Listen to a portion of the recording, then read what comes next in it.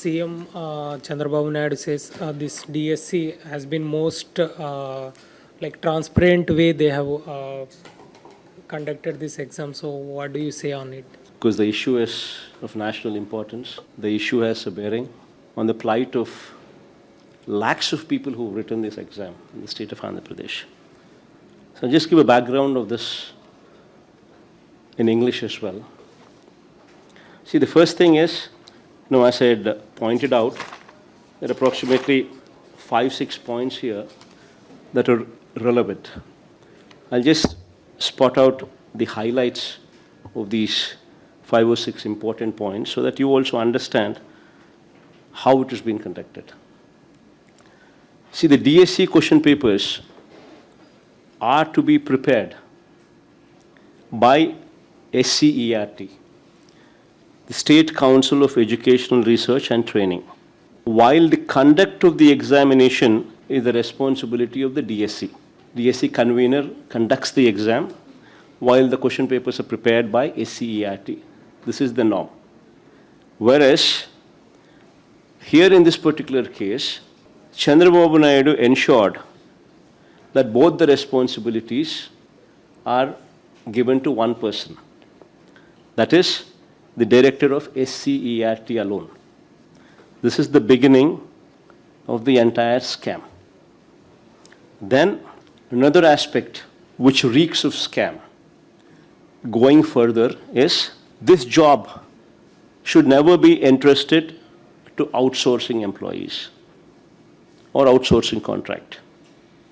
Whereas, in this particular case, you have a situation where one such outsourcing employee involved in this process secured first rank in the social studies category in Krishna district and 6th rank in zone 2 in the TGT, that is trained graduate teacher Telugu examination. An outsourced employee working within the department secures first rank in the same very exam. And you know what the irony is? This person was not given the job. Why was his ID and his data removed? Why was his name removed from the merit list? The first merit list had his name. The second merit list, the name was removed. Why wasn't he invited for verification? And the worst part is, this person went to the court. And why did he go to the court? These people say this person did not turn up for verification of certificates, and that is why we could not give him a job. Somebody who scored first rank, and somebody who's gone to the court. And these people say he did not turn up for verification. Whereas the reality is, his ID was removed, his data was removed, the merit list was changed. He was not even invited for verification. So now this is where the leak is clearly evident. Now, did the leak stop with one person? How many people actually obtained the question paper beforehand? Now, what is the extent of the leak? What is the extent of the scam? How much of money exchanged hands? Now, these details are to be probed into. Going further, which reeks of scam again, no merit lists were displayed. Usually it's a DSC, District Selection Committee, where the exams, where the onus is on the collectors, district collectors. The norm is the district collectors display these lists, the merit lists, the marks, the ranks, the cutoff, the roster, all these things are usually put up for public domain at the collector's office. First time, this person, in Chandrababu's regime, it was removed from public domain, it was removed from display. They have come out with a theory of centralized list. They have come up with an online theory. Somebody has any queries, somebody goes to the district collector, district office. There, the district collector, the district office says, no, we are not dealing with it. You go to the head office. The person comes to head office again. Head office says, we are not dealing with it. Go to the district. This kind of confusion was intentionally created. Third, which reeks of a scam once again, going further. Ultimately, the call letters were issued on a 1:1 basis, meaning one candidate was called for one vacancy. And yet, the candidates who were summoned had gone there, submitted their documents, showed their documents, and in spite of the fact that the documents were genuine, verified, yet they were not given a job. And their job was replaced by somebody else. Why did that happen? Whereas the Rule 20 of the recruitment process itself clearly says that after considering all the GOs in existence, all the rules in existence, after considering the merit, the cutoff, the ranks, and also considering vertical reservations and horizontal reservations, the list should be selected. The finalized list should come out, and the call letters sent. In spite of that, now where and why were they not given the jobs? In spite of being called on a 1:1 basis, when their certificates were genuine. Now going further, these people have come out with a sports quota, which is yet another scam.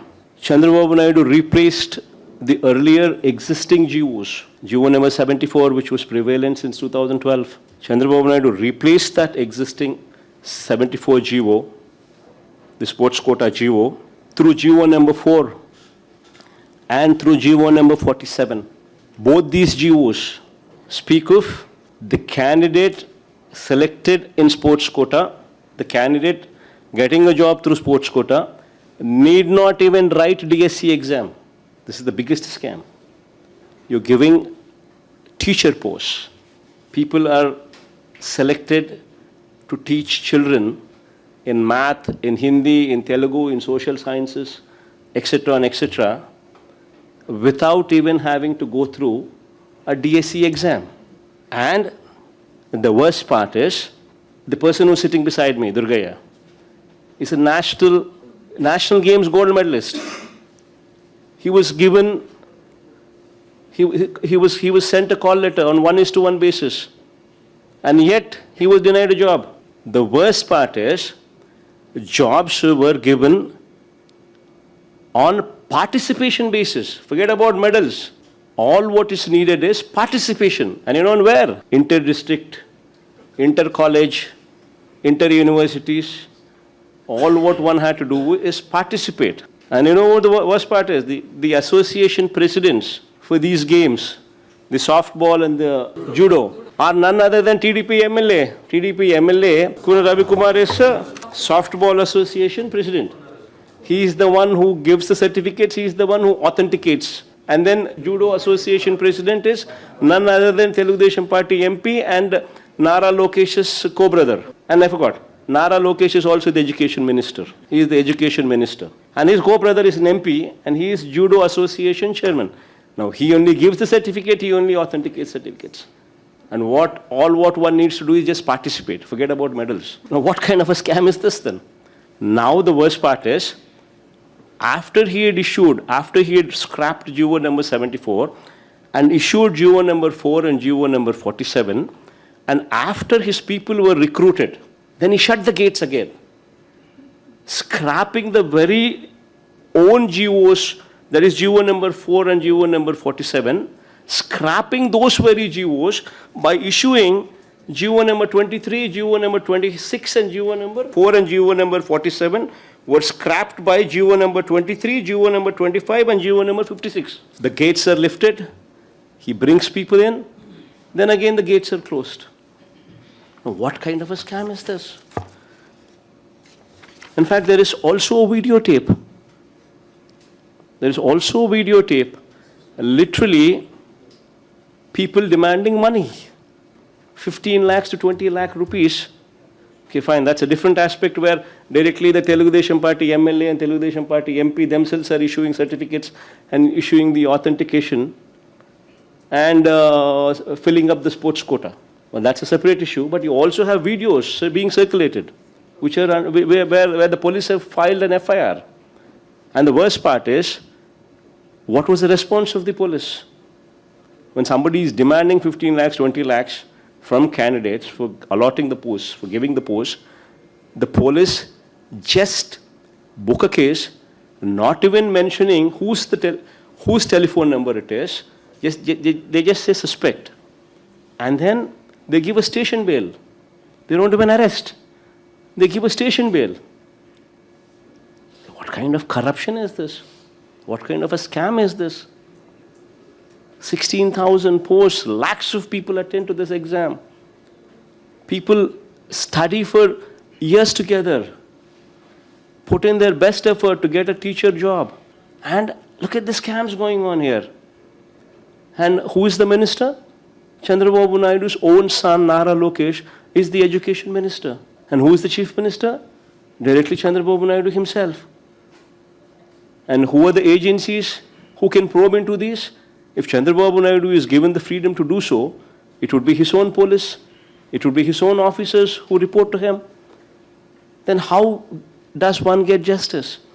So it's very important that to instill confidence in the minds of the people, especially in the state of Andhra Pradesh, that a CBI inquiry should be brought in so as to instill confidence in the minds of the people in the state of Andhra Pradesh. This is the scam. Now, I've shown you all the evidences. I put forth literally all the GOs, all the videos, all the call letters. I put forth all the GO, everything. With all evidences, this document is being put forth. And if this does not warrant a CBI inquiry, then what does? And this is the merit list. You see this merit list? It's been changed at their will, at their fancy. The first list says the outsourced employee is rank number 1. In the second list, there is no name. Name has been changed. Name has been removed. And the outsourced and the outsourced employee goes to the court